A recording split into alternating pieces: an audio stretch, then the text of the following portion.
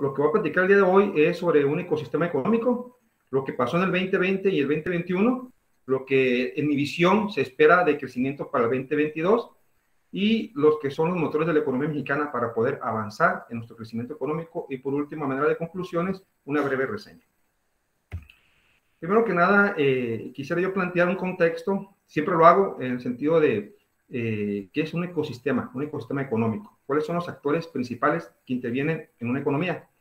Básicamente, estos son los principales, aunque hay muchos más.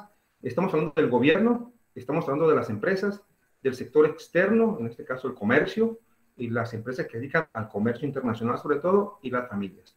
Y todos convivimos o conllevamos a un mercado o mercados, tanto de oferta como demanda. Por lado de las empresas, digamos, ofrecen en el mercado laboral trabajo, pero también demandan insumos, bienes y servicios, y producen. En el sector externo, pues todos esos bienes y servicios que se producen se tienen que distribuir. Y el tema del comercio internacional es un tema muy importante para la economía mexicana. Ahora te voy a explicar un poquito más por qué lo menciono. Las familias. Obviamente las familias concurrimos a los mercados tanto para consumir bienes o servicios o en el laboral para ofrecer nuestros servicios. Y las empresas en el mercado laboral demandan nuestros servicios profesionales para poder producir. Y obviamente el gobierno como un rector de la economía que se encarga precisamente de ver que no haya desajustes. Básicamente aquí la oferta y demanda es la que rige la economía, pero a veces hay desajustes que el gobierno tiene que entrar como rector de la economía para poder establecer esos lineamientos y que la economía crezca en un círculo virtuoso del cual más adelante voy a hablar. Entonces, básicamente son los actores. Aquí lo que quiero dejar claro, puntualizar de que todos tenemos un rol en economía, tanto empresas, gobierno, el sector comercial y las familias, y que todos concurrimos a mercados, tanto de oferta como de demanda.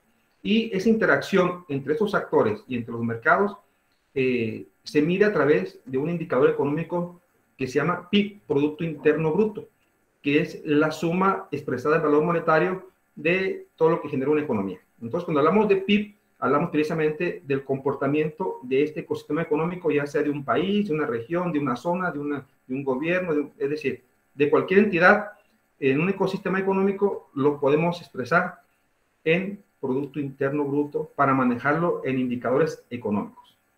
Lo dejo así porque en el transcurso de mi plática voy a mencionar mucho lo que es el PIB.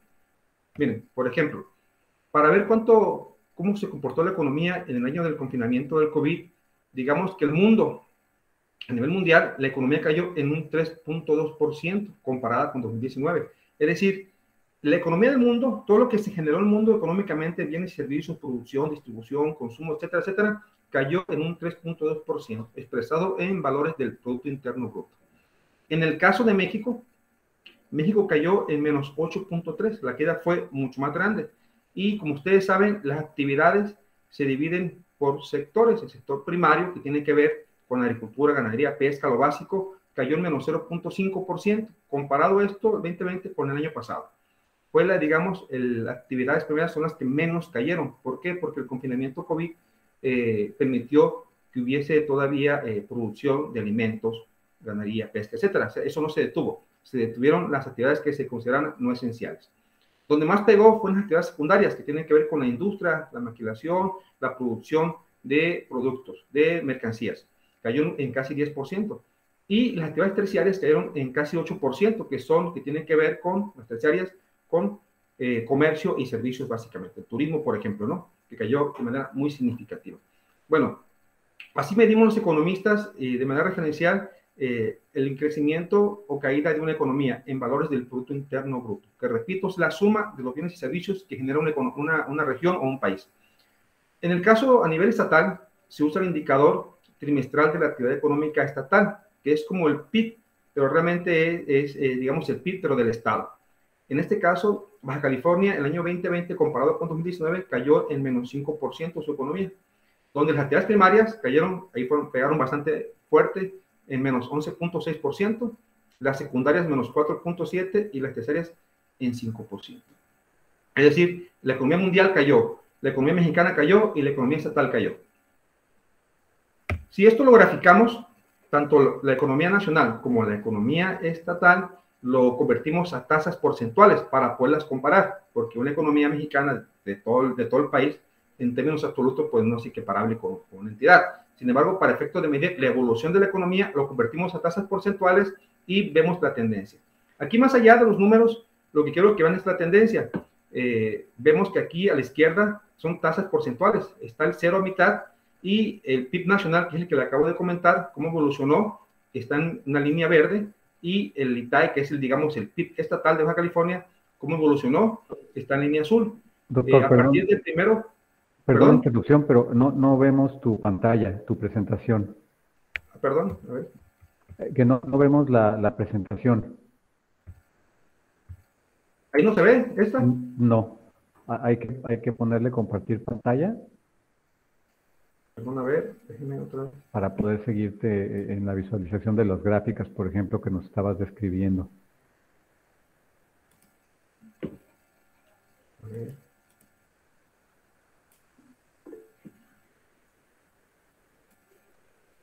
No sé si se ve ahí.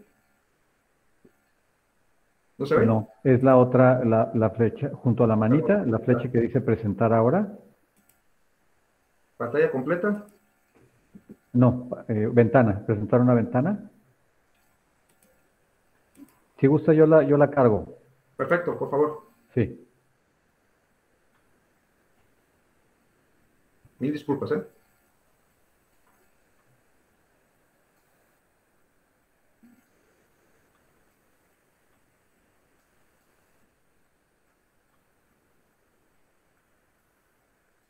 Entonces, no sé si no se vio para nada desde un principio. No. Ok, entonces si quieres. Permíteme. Mil disculpas, ¿eh? Sí, disculpen, tuvimos un problemita técnico aquí, pero en menos de un minuto los vamos a estar. Si quieres, sigue comentando. Yo busco yo proyecto y busco la gráfica que nos describe, así la ubico. A ver. No sé si ahí se vea. Ya. Ahí está, eso es. ¿Sí? Bueno, ¿ahí sí. se ve? Sí. Ok. Adelante. Entonces voy a tratar de ampliarla completa. ¿Ahí se ve? Correcto, adelante. Entonces entonces no vieron esto. No. Ok, bueno, eso básicamente lo que explicaba de un ecosistema donde los actores económicos que intervienen en toda economía e interactúan en mercados de oferta y demanda, y toda esta suma de valores de producción, de servicios y de bienes se expresa en términos económicos como Producto Interno Bruto, ¿no? Y es básicamente un ecosistema económico donde todos intervenimos tanto en mercados de oferta como de demanda. Y esto es lo que comentaba, cuánto cayó la economía en 2020 en términos del PIB, y la economía nacional, la mundial y la de Baja California. Y esto es lo que yo quería comentarles, que vieran la evolución de tanto la economía nacional, que es la línea verde, como la economía del estado de Baja California, que es la línea azul. Y que si ustedes pueden observar que en el segundo, este es un primer trimestre de 2019, segundo trimestre de 2019, así nos vamos hasta el segundo trimestre de 2021, que es el último dato que tenemos. Y aquí lo que quiero que observen es cómo las dos líneas, tanto el Estado como nacional, cae la economía en el segundo trimestre del 2020, que es básicamente con el confinamiento. Y de ahí se empieza a levantar la línea verde, que repito, es la economía nacional, y la línea azul, que es la economía de Baja California. Vemos que la economía de Baja California generalmente está por encima del promedio nacional, ¿no? De la economía nacional en promedio. Tanto así que en el cierre de 2020 tuvimos números positivos. ¿Sí? Y lo mantuvimos en el 2021 al inicio, y la economía nacional apenas hasta el segundo trimestre del 2021. Es decir, la economía de Baja California es diferente, ¿sí? Y generalmente es más resiliente a los problemas y sale más a flote, y generalmente está por encima de la media nacional. Bueno, resumen nacional, rápidamente. El PIB cayó 8.3% a nivel nacional. La población ocupada cayó en menos 2.4 millones de gente que se desocupó. La PEA, que es la población económicamente activa, en menos 1.7 millones disminuyó. El empleo formal cerró el 2020 con menos 647,000 empleos del IMSS. Ojo, no todo el empleo formal está en el IMSS. Mucho, está más o menos el 75-80%. Así que es una buena referencia. Hubo tenemos desempleo básicamente, nos cerramos con mucho desempleo, formal e informal. Y la inversión extranjera directa cayó en menos 11.7. Eso fue lo que el resumen nacional, a grandes rasgos, lo que creció, que no es que sea positivo, sino que creció. ¿Qué creció? La deuda pública el año 2020 con respecto al PIB, más de la mitad en términos porcentuales. Retiros por desempleo, 1.7 millones de personas retiraron ahorros en la Comisión Nacional de Ahorro para retiro. Retiraron sus ahorros, sus afores, 1.7 millones de personas. La pobreza laboral pasó del 48.8% de la población al 56.7% de la población. Más de la mitad de la población de este país tiene pobreza laboral, según el Coneval. Y el costo médico por enfermedad por COVID en promedio estuvo entre 496,000 para hombres y para mujeres 290,000 pesos en promedio es lo que costaba atenderse por COVID en una clínica privada. Bueno, entramos ya de materia a lo que son las perspectivas de crecimiento económico. Esta es una tablita que hicimos tomando como guía lo que es la estimación del Fondo Monetario Internacional. Aquí vemos en la tablita el año 2020, 2021 y 2022, 3 columnas, cada una de cada año. Y en la primera a la izquierda vemos la zona o el país. Entonces vemos que, por ejemplo, el mundo cayó, como comentaba, en menos 3.2% en el 2020. El 2020 pues son números fríos, reales, ¿no? Y ven ustedes en rojo los números negativos. México cayó, está el último abajo, el último en línea, en la sombrita azul, menos 8.3 como comentaba. Pero yo lo comento, irónicamente, si ustedes fijan aquí en verde tengo a China. China está en 2.3. China fue de las economías que estamos analizando, básicamente la que tuvo un PIB positivo, es decir, la que no tuvo caída negativa. Sí cayó, porque China crecía a niveles del 8%, 10%, pero cayó, pero terminó números positivos, comparado con el resto del mundo que estuvo en números negativos, España menos 10.8, etcétera, ¿no? Entonces, eso es real. Irónicamente, China cerró el 2020 con números positivos. Bueno, 2021, la estimación de 2021, ahí también lo vemos por país. Vemos que China 8.1, Estados Unidos va a crecer arriba del 6.7%, México en 6.3%. Ahora estuve revisando, hoy salió, de hecho, unas estimaciones, este dato salió actualizado del Fondo Monetario y baja poquito la perspectiva de México para el 2021 en 6.2, no baja mucho, y para el 2022 en 4.0 de crecimiento. Es decir, este año vamos a cerrar con crecimiento importante, todos los países básicamente del mundo, México también, pero el año que viene va a caer poquito la economía mundial y obviamente también la de México. Si esto lo graficamos, quedaría esta cosa que ustedes ven ahí. Cada línea está expresando un país de la tabla que le acabo de comentar y la que ven arriba de cero, o sea, en números positivos, es China. 2.3 es China. Las demás economías están expresadas en una línea que está por debajo del cero, es decir, las que cayeron. Y la tendencia que les comentaba yo, 2021 van a subir en efecto rebote. Cayó mucho la economía, tocó piso y rebota y en este año está subiendo. Va a cerrar números positivos, pero para el año que viene va a tender a bajar, a estabilizarse en una caída. Entonces hay que estar preparados para eso, es decir, no echar las campanas al vuelo de que vamos a seguir creciendo. Va a crecer el 2021, vamos a cerrar bien, pero en el 2022 va a haber una ligera caída, pero dependerá mucho de las políticas públicas, de los programas de la inversión, de los motores de la economía, que ahorita voy a hablar sobre ellos. Bueno, algunos otros indicadores 2022, ¿sí? El PIB ya lo comentaba, estimado para 2021 y 2022. La inflación este año va a subir alta, va a quedar alta y va a tender a bajar. La tendencia, subimos todo este año, tanto la economía como la inflación, y tiende a bajar. Tipo de cambio, alrededor de los 20 pesos. Tasa de interés va a subir porque sube la inflación y el Banco de México lo que hace es subir la tasa de interés para retirar circulante monetario y que haya menos inflación o menos poder adquisitivo para que no se eleve la inflación. La mezcla mexicana de petróleo, bueno, hay un pronóstico de que disminuya un poquito la mezcla, pero eso depende de mercados internacionales. También la plataforma de producción, se espera 1.753 producciones de barriles diarios, 2021 y un poquito más por el 2022. Estados Unidos va a crecer 6%, el Fondo Monetario 7% dice, es decir, la economía de Estados Unidos va a crecer muy fuerte y también va a tender a bajar, como ya comentaba, para el 2022 4.5%. Y la producción industrial se mantiene alta en Estados Unidos. Esto es muy importante porque México depende mucho de Estados Unidos en el tema de la producción y también en el tema del comercio exterior.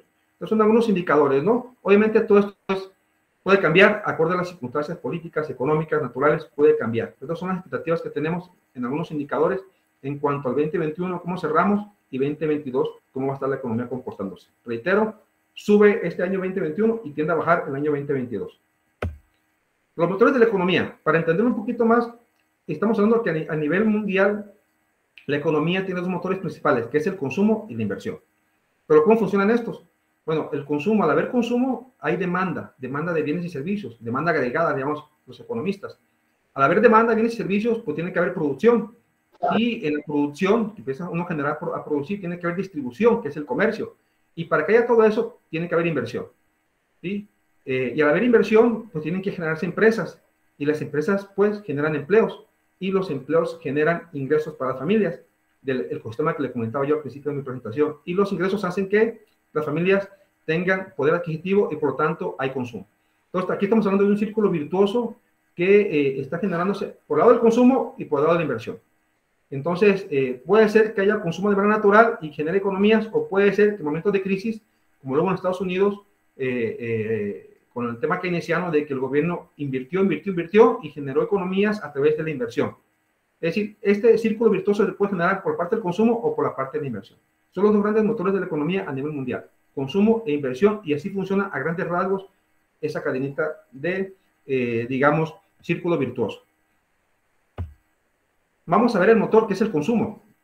Uno de los motores. Aquí, olvídense los números, aquí cada letrita de abajo, del 2016 al 2021 es un mes, enero, febrero, marzo, abril, así, y es la tendencia. Aquí lo que quiero que vean es la tendencia.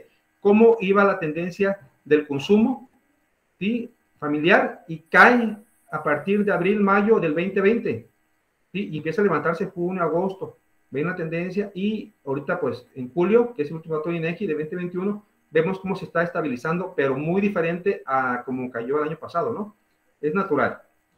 Aquí quiero que vean la tendencia. Igual en el tema de la inversión fija bruta es la que se traduce en producción, es decir, la que se traduce en fierro, decimos los economistas, en fierros, en maquinaria, la que genera economías, no la especulativa. Entonces, es importante ver también la tendencia a partir del 2016, cómo se estuvo comportando y cómo cae a partir del 2020 de manera estrepitosa y cómo se está levantando a partir del 2021. Entonces, no llegamos a los niveles todavía de años anteriores, del 19 al 18, de antes de la pandemia, pero miren, ahí va, el efecto rebote. ¿Qué más?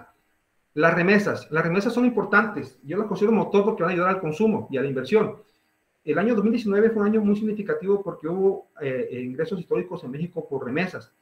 El año 20 también rebasó en 2019 y este año está rebasando al 2020. Es decir, cada vez hay más remesas y remesas y remesas. Aquí vemos la línea de tendencia, ¿sí? Desde enero 20 hasta agosto 2021, cómo ha ido la línea de tendencia del crecimiento de remesas. Aquí quiero hacer una anotación. En 2019, si ustedes se acuerdan de Donald Trump, cuando en su periodo como gobernante, él amenazaba que iba a poner impuestos a las remesas, y todos los mexicanos se espantaron y empezaron a mandar mucha lana acá a los connacionales. Ahí fue un incremento por remesas por temor a las políticas públicas de Estados Unidos. Cosa curiosa, Donald Trump nos ayudó a que hubiera más lana en México vía remesas. 2. El año pasado también hubo remesas de manera histórica, pero fue el efecto miedo subsidiario, es decir, en Estados Unidos sí implementó políticas públicas de subsidio, fondos de desempleo, apoyos a los trabajadores, hubo lana para que pudieran mandar los trabajadores de Estados Unidos a México. Aquí fue el efecto solidario. Y ahora el efecto que también tenemos es de economías, porque la economía de Estados Unidos está creciendo y hay lana, y por lo tanto siguen mandando los connacionales dinero a los mexicanos de este lado para que puedan consumir. De hecho, las remesas ayudaron mucho a que mantuviera el consumo a nivel nacional. Si no hubiera habido mucho más desempleo y mucho más pobreza. Bueno, la inversión pública es muy importante. Miren, rápidamente, en la tablita que vemos aquí a la izquierda, vemos dos franjas de a partir del 2019, 20 y 21. Cada barrita viene en dos colores. El verde es la inversión privada y el verde más fuertecito es la inversión pública. Aquí, en números negritos, vemos que el porcentaje del PIB, de la inversión total de México, como porcentaje del PIB, es, por ejemplo, en el 2019, en el primer trimestre, que es el primer dato, el 21.4%, donde el 18.8% fue inversión privada y 2.6% inversión pública. Vamos al último dato, es en el 2021, primer trimestre, donde la inversión total, 19.4% del PIB nacional, donde la inversión privada fue 17.1% y la inversión pública 2.4. Es decir, a estos niveles de inversión, tanto pública como privada, no vamos a crecer lo que tenemos que crecer. Aquí tenemos que invertir al menos el 25% del PIB y no llegamos a esos niveles. Y en época de crisis es cuando más inversión tiene que haber, porque recuerden, la inversión es un motor de la economía. Y obviamente quedamos fuera el año pasado o este año de la confianza, índice de confianza de inversión, pero también lo quedamos fuera el año 2020, entonces pues la tendencia no es muy alentadora en cuanto a la inversión pública como privada, hay desconfianza. Motor, comercio. La OMC, que es la Organización Mundial de Comercio, ha proyectado que el comercio mundial de mercancías crezca este año en 10.8%, luego de haber caído el año pasado en menos 5.3% comparado con 2019, es decir, va a haber el rebote y el comercio mundial se va a expandir de manera significativa. Es un área de oportunidad que tenemos que aprovechar nosotros que tenemos ventaja comparativa de estar precisamente con Estados Unidos. Y aquí lo que vemos es la balanza comercial, que es exportaciones versus importaciones, y de manera histórica veo la evolución. Lo presento, la línea azul es la tendencia de cómo ha estado. Vemos en la pantalla el 0 y el año, ¿sí? Miles de millones de dólares en importaciones o exportaciones. Vemos que realmente, generalmente a partir del 98, perdón, tenemos más importaciones que exportaciones, y a partir de 2018, 2019 empiezan a incrementar las exportaciones mexicanas. Entonces, por eso tenemos que tener ahí un área de oportunidad para impulsar políticas para incrementar el comercio internacional, las exportaciones sobre todo. Y aquí a la derecha es el dato de economía del 2021 del primer semestre, donde tenemos 236.106 millones de dólares en exportaciones, y las importaciones son 235.000. Vemos aquí que tenemos una diferencial de 1.095, es decir, un superávit comercial, que pintaría más acá, más adelante, en la flechita o en la línea azul. Básicamente referenciar la tendencia de la balanza comercial. Otro, y tenemos motores, pero también tenemos anclas, vamos perdiendo competitividad. México retrocedió de lugares en el ranking de competitividad. El Instituto para el Desarrollo Gerencial es una métrica que se hace cada año, y vemos ahí cómo México en el 2016 estaba en el lugar 45, ¿sí?, de competitividad, y al 2021 ya estamos en el lugar 55, retrocedimos 10 lugares. Acuérdense que la competitividad tiene que ver con la facilidad o el arte de que una región, un país, para atraer o retener talento e inversión, y México queda cada vez menos competitivo, menos alienta la inversión, menos alienta el talento, y nos estamos quedando rezagados a nivel mundial. Esta es una métrica. Esta es otra métrica del INCO. México se encuentra en la posición 37 entre 43 países que evalúa el INCO, ¿sí?, en el tema de competitividad. Vemos cómo estamos en 2019 en el lugar 30 y cómo va evolucionando. Nuestro máximo lugar fue 32 2014 y luego caímos al 37. Vamos perdiendo competitividad en varias métricas, tanto internacionales como nacionales. Ahora me voy a brincar a lo que es el tema del sector público. Tiene que ver con políticas públicas. ¿Cuáles son las prioridades del gobierno, de este gobierno para el 2022? Veo aquí, presento dos tablitas. La de la izquierda, que está en azul, son las dependencias del gobierno federal que suben, que se les inyecta lana. Y la tabla de la derecha, que está en anaranjado, con letras y números rojos, es las que pierden presupuesto, las que les quitan presupuesto comparado a esto 2020, 2022 o 2021 comparado con el año pasado. Vemos, por ejemplo, que las prioridades ahorita a los que están metiendo lana es a turismo y a bienestar y al INEGI. ¿Sí? En términos porcentuales, el turismo va a crecer su presupuesto en 64%, bienestar en 58.1%, y así nos vamos, ¿no?, viendo la tablita. Y los que bajan, por ejemplo, irónicamente, economía le van a quitar casi la tercera parte de su presupuesto. ¿Sí? SEDATU, que tiene que ver con desarrollo territorial urbano, 25%, la cuarta parte. El INE, que tiene que ver con el tema de la democracia, con las elecciones, se van a quitar el 11%. Es decir, a mí se me hace un poquito confuso que se apunta a quitarle dinero a economía cuando la dependencia que tiene que estar ahorita inyectando recursos a los mecanismos y programas que deben de venir de la federación para apoyar a las empresas, a los vendedores, y por el contrario, se les está quitando apoyo. No hay apoyo, como lo ha habido en otros países. Entonces, es muy preocupante la visión, o digamos, cómo se está redistribuyendo los recursos, y eso crea desconfianza y eso crea falta de competitividad. Programas y proyectos prioritarios también en este presupuesto que se está aprobando. La pensión para adultos mayores sube en 70% por respecto al año pasado. Las becas en 5.8%, el Tren Maya 74%, de presupuesto y el Istmo de Tehuantepec en 175% de presupuesto va a subir. Aquí le están quitando de proyectos prioritarios recursos. Sembrando Vida, menos 1.8%. Jóvenes Construyendo Futuro, el futuro, pues casi quedó igual.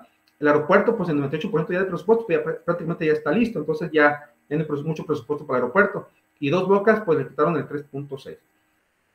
Básicamente son los programas y dependencias que tienen más y los que tienen menos recursos para este año que viene. A manera de conclusión, ¿cómo lo veo yo? ¿Cómo se observa la economía mexicana entre dos fuerzas? Básicamente la economía tiene que ver con certidumbre y confianza. Por un lado, tenemos que impulsar políticas públicas que generen inversión, que generen confianza, pero por otro lado, vemos que hay políticas y programas que están siendo como contrapeso para que no avancemos. Nos estamos pegando un balazo en el pie para no avanzar. Chocamos, queremos arrancar con el freno a mano puesto. Entonces es, la verdad, muy difícil poder avanzar cuando no se alinean en una sola dirección las políticas públicas junto con el sector privado. Aquí tiene que haber, digamos, un entendimiento y una razón para poder empujar todos al mismo sentido, porque lo que estamos haciendo ahorita es querer generar inversión, pero a la vez cambiando reglas de juego, generando desconfianza, es un choque de fuerzas, no avanzamos. Y aquí lo explico un poquito más adelante. ¿Qué es lo que nos da certidumbre? ¿Qué es lo que yo considero que nos da certidumbre? Bueno, primero que el consumo, que ya lo vimos, la tendencia es de que va a seguir creciendo. Después de la caída, pues va a crecer el consumo. Y también va a crecer la inversión. No los niveles que queremos, pero va a crecer comparado con el año pasado. Van a seguir llegando las remesas, porque Estados Unidos va a crecer económicamente y por lo que ya comenté, los paisanos están mandando dinero porque saben que las familias acá en México están pasando por situaciones difíciles. Estados Unidos va a crecer por encima del 6-7% del PIB. Sí, eso es muy importante porque Estados Unidos nos escala a nosotros y sobre todo Baja California. Y el comercio exterior que será por encima del 10% anual. Ahí tenemos una gran ventaja de oportunidad para poder meter al tema de comercio y eso va a generar mucha economía. Eso es lo que da certidumbre, por un lado. Lo otro, lo que contrarresta, lo que contrapesa esto es la incertidumbre. ¿Qué es? Que el COVID permanece, que no hemos librado el tema del COVID, que todavía sigue habiendo muchas muertes y que viene una tercera, cuarta, no sé cuántas olas llevamos ya con este invierno. Va a haber otra vez repunte de muertos y posiblemente otra vez confinamiento en algunas áreas y esto va a generar incertidumbre porque no sabemos, porque no hemos controlado todavía el proceso de vacunación y la enfermedad sigue. Desconfianza empresarial. La cancelación del aeropuerto internacional de la Ciudad de México, ¿se acuerdan? Cuando entró este gobierno y canceló el aeropuerto, no nos hemos levantado de ese impacto que generó desconfianza y creo que va a pasar mucho tiempo para que nos levantemos. Eso nos ha afectado mucho en el análisis internacional, en el tema de la confianza internacional y por lo tanto en la no llegada de recursos ni de inversiones. Refinería Dos Bocas, el aeropuerto de Santa Lucía, tenemos ya cosas que ya vimos que son prioritarias para este gobierno y que no son, digamos, con altos costos sociales ni económicos. Perdemos competitividad, ya lo mencioné, vamos para atrás en tema de competitividad, no traemos inversión, no tenemos talento, no atraemos. Y la política de gasto público, como les mencionaba yo, las prioridades del gobierno en las dependencias que van y le quitan dinero y los proyectos que siguen ahí, que tienen bajo costo social, digamos, altos costos económicos, sobre todo los programas asistencialistas. ¿Sí? Y por otra parte, y muy importante, el tema de las reformas no progresistas, la energética laboral y la fiscal. Miren, por ejemplo, ustedes, ahorita la energética, ayer hubo una llamada entre el nuevo secretario de Economía o de algo así de Estados Unidos con la subsecretaria de Economía, donde precisamente estaba comentando el tema del cambio de reforma energética, el cambio de las reglas del juego en el TEMEC, en el Tratado de Libre Comercio, que está ya haciendo ruido con los productores estadounidenses. Entonces, es muy complicado porque no puedes cambiar las reglas del juego. ¿Sí? Y sobre todo en el contexto internacional. Y la parte fiscal, sobre todo que el SAT, Hacienda, ahora va a venir de manera mucho más agresiva. El SAT, el año 2019 cobró más que el año 2018. El año 2020, que fue el año de la pandemia, tuvo recursos históricos de cobranza del SAT, históricos. Ahí tenemos una presentación, sobre todo donde abundamos en ese tema. Y el 2021 cobró todavía más el SAT. Es decir, la parte de la cobranza, algunos han denominado terrorismo fiscal, ha sido muy estricta y qué bueno que el gobierno cobre, pero los métodos quizás no son los adecuados. En fin, básicamente ahí ya para culminar, básicamente vemos aquí dos choques entre la confianza que necesitamos generar a los inversionistas y la desconfianza que realmente estamos generando y por eso no llegan las inversiones. Sería en términos muy sencillos, lo que tenemos que solventar es generar confianza y certidumbre para que vengan las inversiones y no cambiar reglas del juego. Y conocer, saber que la tendencia económica mundial y nacional de que vamos a crecer 2022, vamos a cerrar bien, pero 2022 no vamos a cerrar tan bien, va a haber una ligera estabilidad hacia la baja, y si no hacemos políticas públicas, si no tenemos inversión, si no generamos los motores de economía, a México nos puede ir mal, o no tan bien como se espera. Sería mi conclusión, mi análisis final, y yo quedo a sus órdenes por cualquier comentario, duda, con toda confianza, y espero haya podido explicarme. Muchas gracias, doctor. Muchas gracias. Entonces, ahorita abrimos el micrófono. Si alguno de los participantes quiere hacer una pregunta de viva voz, adelante, la puede hacer. Solo le pedimos que sea muy concreto para dar espacio a otros. No sé. Claro, el maestro, exacto. No sé, el maestro Pérez Santana, por ejemplo, que está conectado con nosotros, que es economista. El maestro Rentería también está aquí con nosotros, el maestro Oscar. Oscar, adelante, Oscar.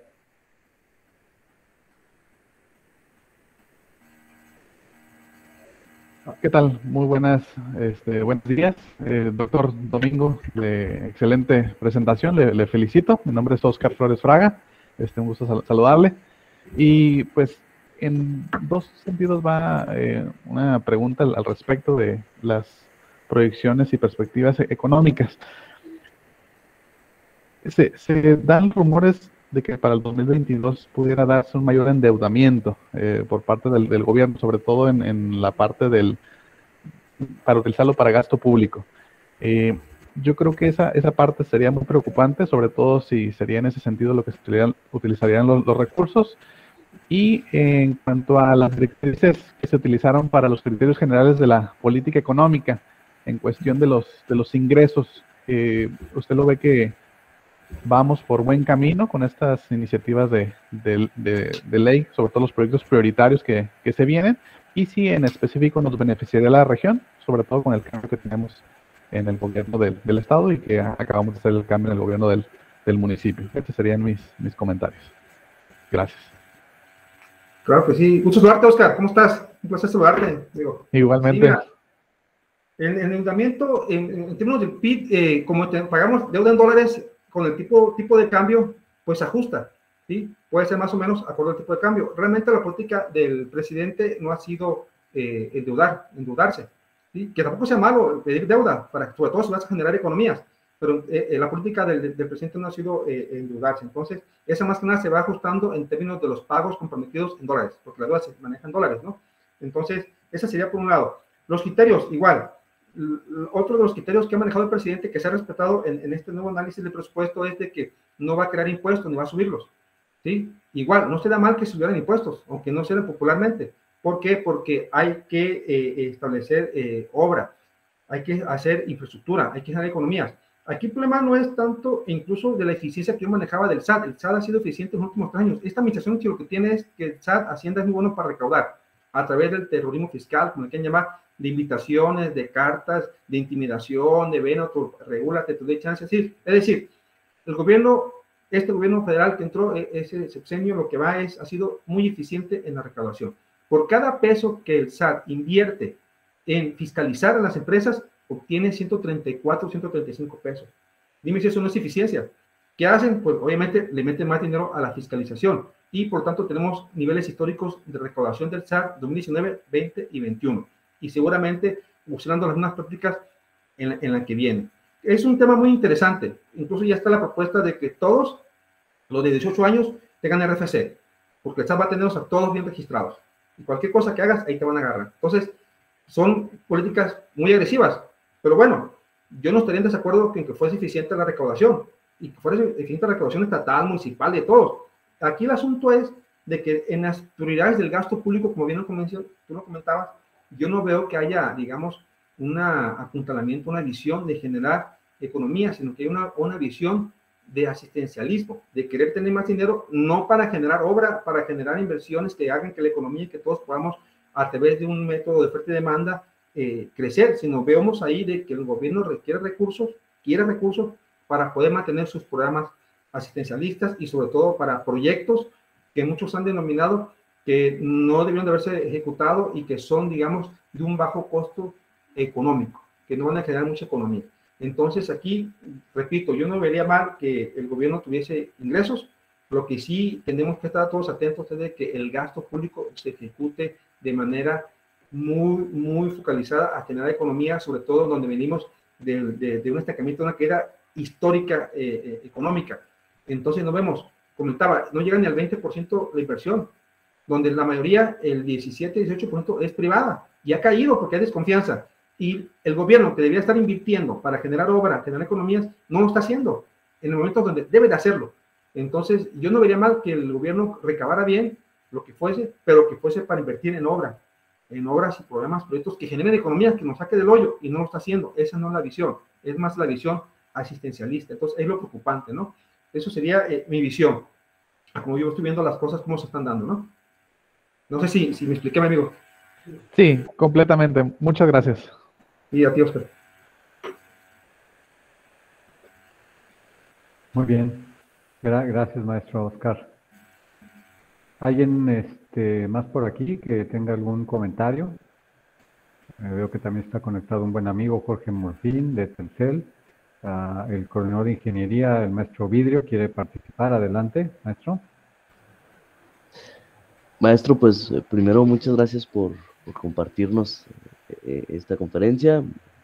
Carlos Vidrio, coordinador de ingenierías acá de CESUN. Y bueno, me pregunto si con este panorama económico que plantea para el próximo año, ¿se pueden esperar, no sé, mayor creación de empleos para el área ingenieril? ¿Cómo pudiera analizar ese tema? Sí. Sí, qué bueno con esa pregunta, porque aparte de lo que me contaba maestro Oscar, de cómo veía la economía local, miren, en el año 2020, toda la economía nacional mundial cayó, pero en términos de empleo, el medido en términos del IMSS, si no me recuerdo, a nivel nacional se perdieron 650,000 empleos, que fue como un 3% negativo comparado con 2019 en registros de empleos del IMSS, que el IMSS registra, comentaba yo, casi el 80% del empleo formal. Pero Baja California cerró con 3% positivo el 2020 comparado con 2019, es decir, cayó, hubo desempleo, pero luego hubo empleo a nivel estatal, y cerramos con números positivos. Fuimos la única entidad, si acaso por ahí Tabasco se coló, pero por las obras que están haciendo en Tabasco, que cerramos con empleos en números positivos. Y ojo, Tijuana cerró el 2020 con 4.5% de más empleo comparado con 2019. Es decir, también cayó, pero hubo un levantamiento en el nivel de empleo del IMSS, registro de empleos, que cerramos con números positivos a pesar de la pandemia. Entonces aquí hay que diferenciar la resiliencia que tiene una entidad, en este caso un municipio como Tijuana, comparado con el resto del país. Por eso yo hice la comparativa al principio, la línea verde y la azul, de que la economía de Baja California generalmente está por encima de la media nacional. Entonces, ¿qué vemos aquí? Sí, hay que aprovechar las ventajas comparativas de tener de vecino a Estados Unidos. ¿Por qué? Porque vemos que el comercio mundial va a crecer en 10%, más del 10%, no estamos pegados con ellos. Tenemos 605 IMEX, empresas maquiladoras IMEX, que exportan y exportan. Tenemos que aprovecharlas para que estas generen economía. Y generalmente en el tema del sector secundario, que es el tema industrial, maquiladora, pues los ingenieros juegan un papel muy importante. Aquí, los que tienen gran oportunidad, que siempre han tenido y son muy demandados, son las áreas de ingeniería, la producción. Y esta ocasión, con el incremento del comercio, con la resiliencia de Baja California, con la ventaja comparativa de estar pegado con Estados Unidos, que es nuestro principal socio comercial, el 80% de nuestro comercio es con Estados Unidos internacional, y sobre todo en el tema de la producción, tenemos que crear ventajas competitivas. ¿Qué son las ventajas competitivas? Crear ingenieros, perfiles, valor agregado para efecto de poder aprovechar estas circunstancias que estoy planteando, que va a crecer el comercio internacional, que tenemos vecinos de Estados Unidos y que la economía de Estados Unidos va a crecer y nos va a jalar, y va a jalar la demanda, va a jalar el consumo y nos va a jalar. Entonces, ¿qué tenemos que aprovechar nosotros? Pues tener la capacidad técnica humana para poder satisfacer esa demanda y sobre todo en el área de ingenierías, que son las que más se requieren en el tema del sector secundario, que es el tema del sector industrial. Entonces, hay una gran área de oportunidad y una gran oportunidad para ustedes, los ingenieros, porque son los que van a tener una mayor demanda y sobre todo un mayor beneficio de poder estar en mercados internacionales. Eso es lo que yo veo.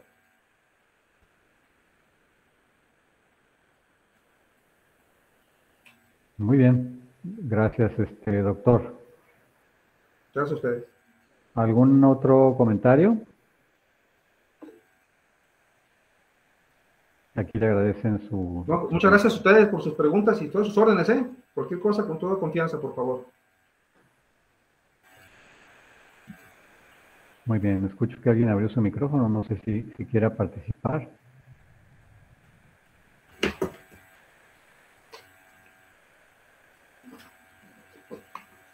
El doctor Martín Jaime. Sí, buenos días. Yo no sé si me perdí, tuve una pequeña baja de internet ahí, pero sí me gustaría, doctor Domingo, sobre la proyección del tipo de cambio.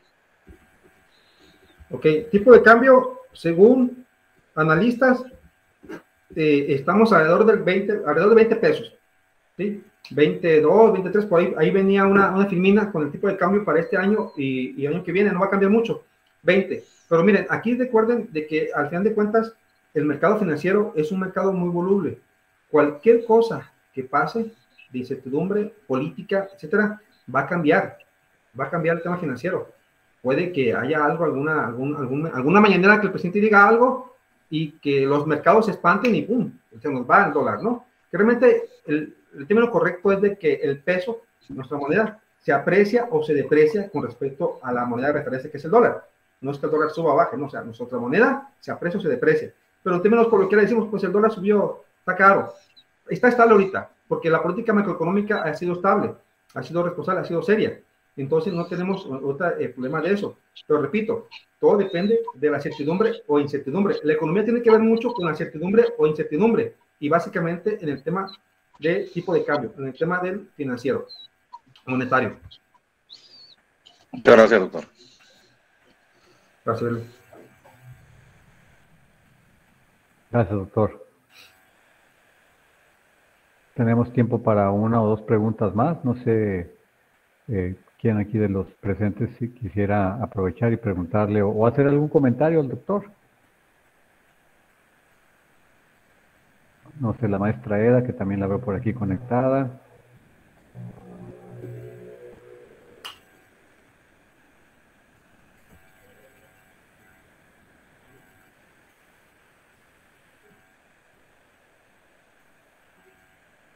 Yo quiero hacerte una pregunta, doctor.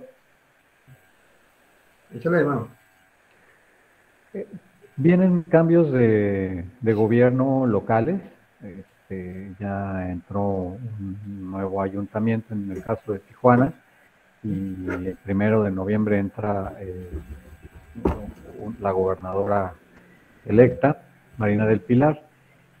Y por lo último que hemos podido escuchar en las noticias, pues casi diario, la administración estatal que se va, pues deja una deuda y deja una serie de problemas, ¿no? Algunos ya teníamos, los veníamos arrastrando, pero en lugar de resolverlos, pues se han agravado. ¿Qué tanto puede afectar a la economía tanto del Estado como de Tijuana? Pues los niveles de endeudamiento que hay en una y otra orden de gobierno y pues ¿qué perspectiva ves por ahí para Tijuana y para Baja California en el próximo año en esta materia? Sí, David, qué buena pregunta. Fíjate que en los cambios, en términos de cambio, aunque es mismo color, digamos, mismo partido, yo visualizo que por el tipo de personas que vienen, personalidades, puede haber un cambio de política pública quizás. Pero miren, hay algo muy, muy importante que hay que comentar. El tema de la deuda no debe darnos miedo. Lo que se califica es precisamente la capacidad de pago. Es como tú tienes una tarjeta de crédito y te dan crédito acorde a tu capacidad de pago, ¿no? Y es como saber usar una tarjeta de crédito. Históricamente, en los últimos 10 años, Baja California tiene deudas importantes. E incluso Tijuana ha sido catalogado como el municipio más endeudado del país, per cápita. Pero eso no quiere decir que no tengamos capacidad de pago, que nos esté causando problemas. E incluso las calificadoras Standard & Poor's, Fitch, me tocó ser parte de un proceso el año pasado, este año, donde estuvimos platicando con ellos y nos subieron la calificación, nos tuvieron buena calificación, AA positivo. ¿Qué quiere decir esto? Que somos, en el caso de Tijuana, que somos una entidad, una ciudad, un municipio que tiene una resiliencia económica, que tiene capacidad de pago y que por lo tanto es sujeto a crédito, de buen crédito. Entonces, por lo tanto, si nos endeudamos y tenemos capacidad de pago, pues eres, qué bueno, ¿no? El problema aquí, vuelvo a lo mismo, o sea, si no se usa para los efectos de generar economía, de apoyar a los emprendedores, de apoyar a las empresas o generar ese círculo virtuoso, como comentaba yo, generar inversión, empleo, empresas, etcétera, pues va a ser muy complicado. Si se usa para otras cosas asistencialistas, pues vamos a estar endeudándonos sin generar economía. Pero a pesar, te doy otro dato. El IRRAE, que es indicador regional de la actividad económica que hace Citibanamex, un estudio muy serio, hace 2 años nos tenía a Tijuana como el 5º lugar en el términos del PIB nacional, ¿sí? Y este reporte que se dio este año, ya Tijuana quedó en 4º lugar, que fue una de las cosas que nos pidieron los gobernantes que han de salir, que queríamos que Tijuana avanzara. Entonces, pues nos tocó el confinamiento, pero nos tocó también crear algunas políticas públicas que permitieron que Tijuana pasara del 5º lugar al 4º lugar. No estamos diciendo que lo hicimos nosotros, o sea, sería muy pretencioso, pero sí colaboramos para efectos de que tanto el empresariado, los profesionistas, los emprendedores, los gobiernos, etcétera, pudiesen generar y que economías y que Tijuana cerrara con, como comentaba yo, con empleos formales 4.5 arriba del año pasado, 2020 comparado con 2019, con empresas, más empresas y sobre todo generando PIB, generando bienes y servicios, valor, y pasar del 5º lugar de hace un año al 4º lugar. Antes estaba Puebla y Zaragoza, zona metropolitana, estaba por delante de nosotros, y ya la rebasamos. ¿Qué queda? Pues Zapopan, Monterrey y Ciudad de México. Pero son economías el doble, el triple de nosotros. Entonces, es muy significativo que Tijuana ya fue el 4º lugar a nivel nacional en temas de crecimiento económico. Entonces, algo hay ahí, comentaba yo, tenemos una gran ventaja comparativa de ser frontera, aquí hay mucha oferta de trabajo. Yo he comentado que somos la ciudad, en Tijuana, la ciudad del empleo, de la ocupación. En INEGI tenemos las tasas que saca el INEGI de ocupación laboral, tasas de ocupación del 98%, 97.5%, es decir, casi pleno empleo. Aquí las maquiladoras están peleando a los trabajadores, tienen que traerse gente de otras partes del país para que tengan su producción. Hay empleo, y eso es bueno. A lo mejor no a los niveles de pago que quisiéramos, pero hace 2 años se incrementó el salario mínimo, entonces hay capacidad de adquirir.